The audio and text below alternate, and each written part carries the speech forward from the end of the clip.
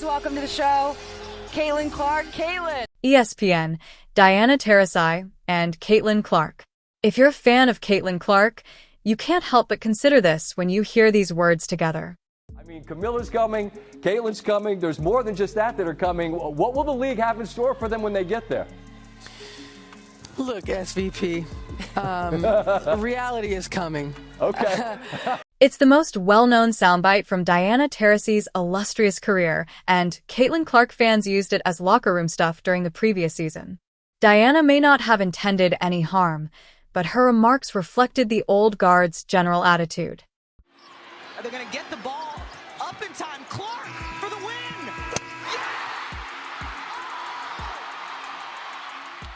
We are all aware of what transpired afterward, of course. All of the people who doubted Caitlin were subdued by her dominance. However, the WNBA is still plagued with jealousy, which is why this March Madness section featuring Diana, Sue, and Caitlin was likely one of the most watched of the competition. What's the atmosphere now that Diana stated what she said? You won't believe what transpired, though. You'll enjoy it so much that you'll feel as though you're in the Twilight Zone, if you're a fan of Caitlin Clark. It was totally unexpected what Diana said. Additionally, include the wave emoji in your comment if you're a hater who believes Caitlin doesn't deserve the attention. You won't like this at all, so turn it off. Okay, so this is what transpired. During the NCAA championship between UConn and South Carolina, WNBA icons Diana Taurasi and Sue Bird hosted a watch party-style event for their show, The Bird and Taurasi Show. You know, a relaxed, heartfelt panel of former players commenting on the game. A little humor here, a little analysis there. Not too serious. And who was invited to participate in the discussion? Caitlin Clark, you guessed it. And Clark. Now, having Caitlin Clark discuss college basketball on your show is a no-brainer. Not only did Caitlin have a successful college career, but it was also generational. She rose to become the NCAA's all-time top scorer. She guided Iowa to consecutive trips to the national final. In do-or-die circumstances, she lost 40 points. A deep one. You bet! Caitlin Clark! She had the attitude, the personality, and, above all, the numbers. The game has never seen the leverage of excitement she brought. Her scrimmage footage is SportsCenter stuff after all. She broke viewership records while accomplishing all of this. More people were watching her games than NBA playoff games. However, this portion was particularly intriguing because of what Diana stated about Caitlin before her WNBA debut. The phrase reality is coming best summed up what Caitlin was going to go through. Thank you. And congrats. Now, unfortunately, reality is coming to me now. You see, with record-breaking viewership, Caitlin was arriving with a lot of fanfare. In the women's final against South Carolina, she attracted 18.9 million viewers, surpassing the men's final as the most viewed NCAA women's game ever. And if you're still here as a hater and you're thinking, well, South Carolina was a fantastic team, people were watching them too. Yes, some of them were. However, it's evident from this year's March Madness statistics that the majority of viewers watched for Caitlin. Although 8.5 million people watched this year's final, it is still 10 million fewer than Caitlin's performance with the same South Carolina squad. So, yes, excellent try. In any case, the limelight followed Caitlin into the WNBA, and with it came scrutiny, particularly from the so-called old guard. But I do think there was at least a hint of UConn speaking in Diana's assessment, just a hint. She's competitive. She's extremely competitive, and I think she feels some rivalry with all the attention that Caitlin has gotten that she didn't get coming out of UConn.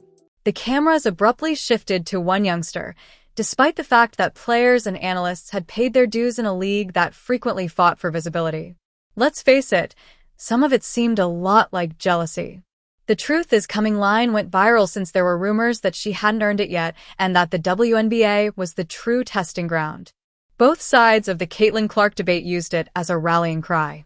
Diana was merely being honest and prepared Clark for the disparity in physicality, pace, and quality in the W, according to old-school supporters who stood up for her. Clark's admirers, on the other hand, saw it as patronizing and even disrespectful, especially in light of Caitlin's recent revision of the college hoops record books. And you know what? It's not entirely unjust. The W is an entirely distinct animal. Early on, Caitlin undoubtedly went through a transition period. She didn't recoil, even though she acknowledges this. She adjusted. She sharpened. She then started crying uncontrollably. Wheeler finds Clark from the logo. Caitlin found her rhythm and confidence after the Olympic break, averaging 23 points per game and playing like a seasoned player with something to prove.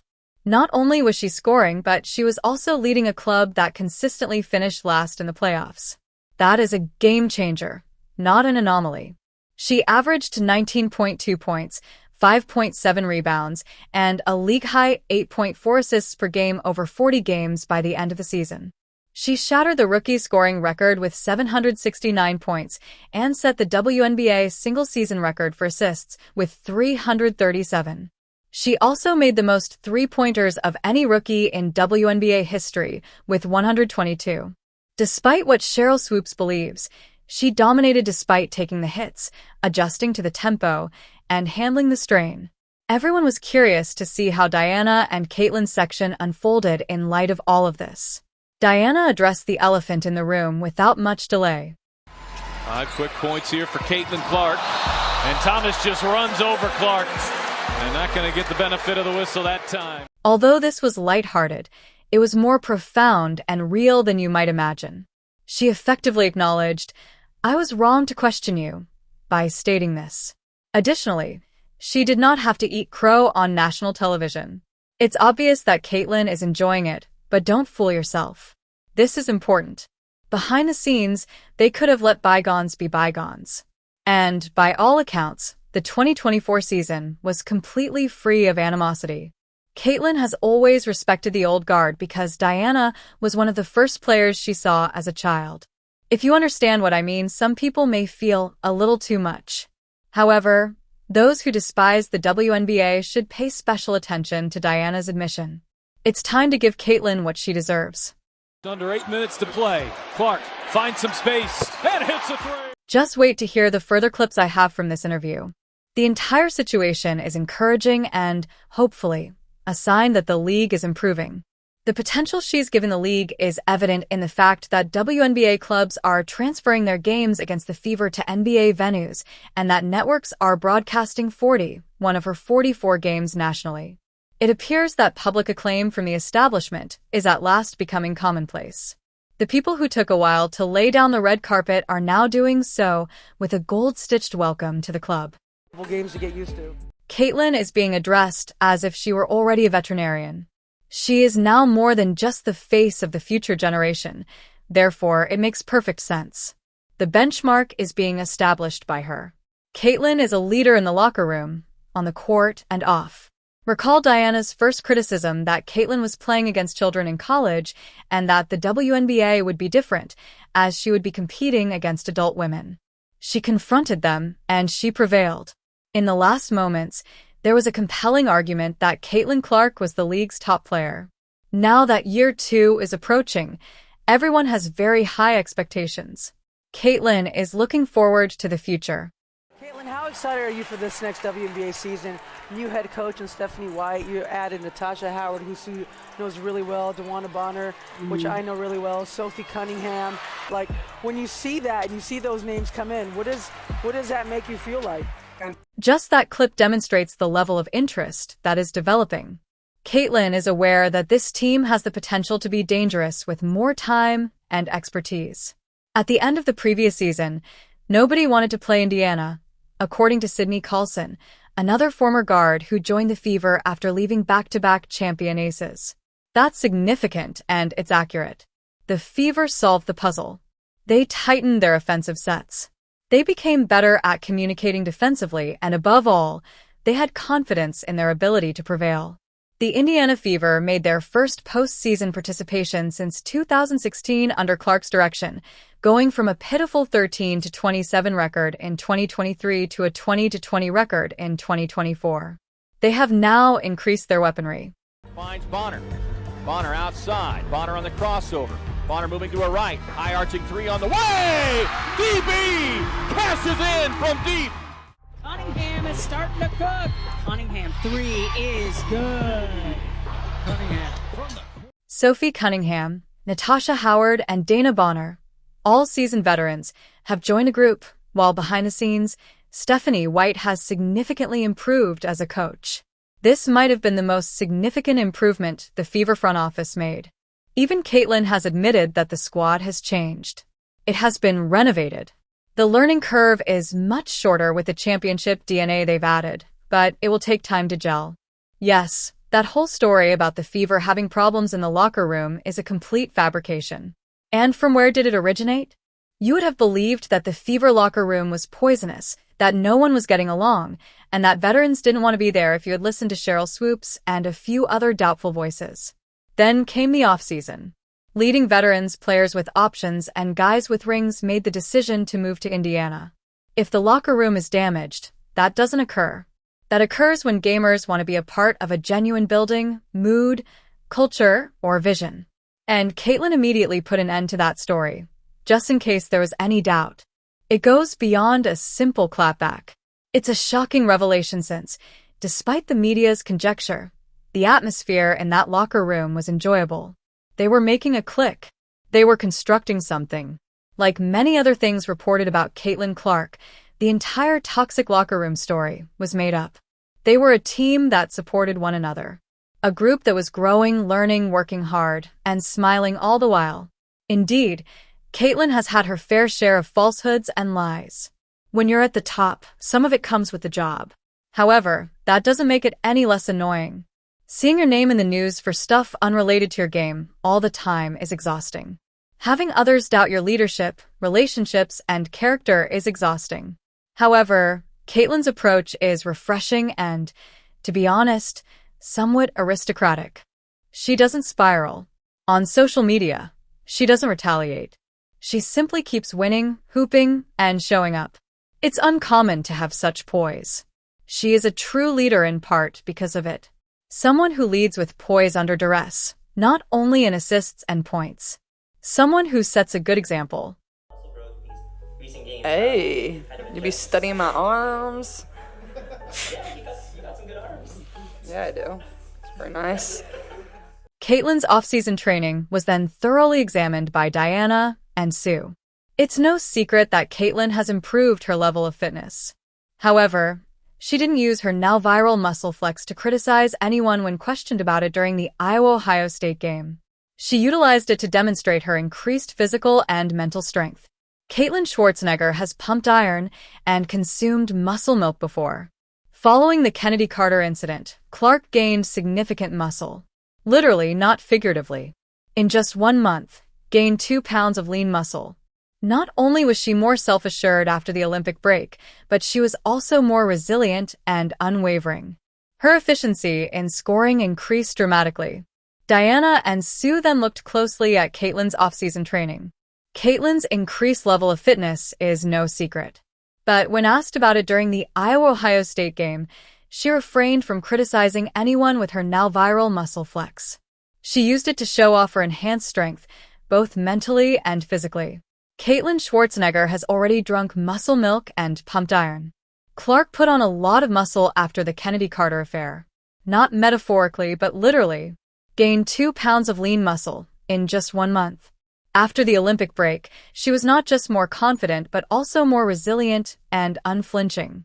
Her scoring efficiency significantly improved. I think I got better at it. People think, and then people think basketball's Patient at superior. She doesn't view the floor like a second-year player, but more like a 10-year veteran. Commentators will tell you that she makes the proper play 9 times out of 10.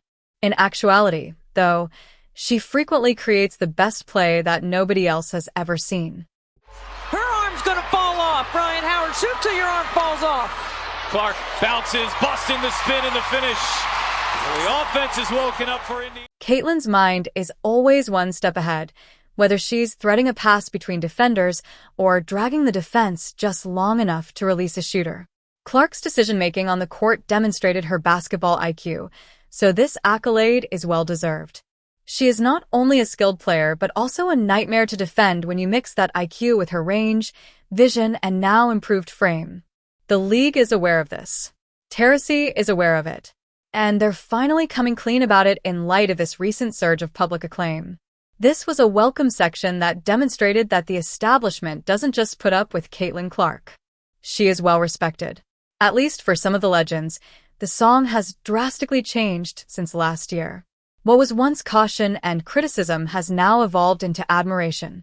Legends and veterans both see it, and they're expressing it aloud. The rest of the league has now been hit by reality once she entered and proved herself. Caitlin Clark is not merely present. The game is being altered by her.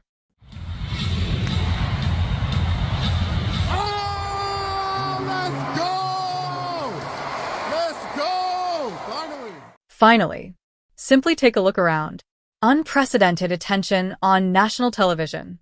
NBA arenas are being refurbished specifically for her preseason sellouts and away games. Yes, preseason. Buzz like that doesn't just appear. It's merited. It's the Caitlin Clark effect, and it's only becoming more pronounced. Additionally, Bonner, Howard, Carlson, and Cunningham have joined the team as reinforcements. Additionally, the Indiana Fever are serious contenders for the championship given the development we're witnessing from the rest of the club. This year, not in 5 years. This season feels like the Caitlin show on steroids because of this. It's not a joke about her muscles either. Now, it sort of is. In any case, it's all the league requires. Legends like Lisa Leslie, Cheryl Miller, and others publicly support her. They are embracing the hype rather than merely noting it. They're stating what supporters have long known. The rising tide that lifts all boats is Caitlin. Tell me what you think, then. Has the tide officially changed? Is a new era in the WNBA beginning? Leave a comment with your ideas. I appreciate you watching. I'll see you in the next video if you're still here, like this one, and tell a friend about it.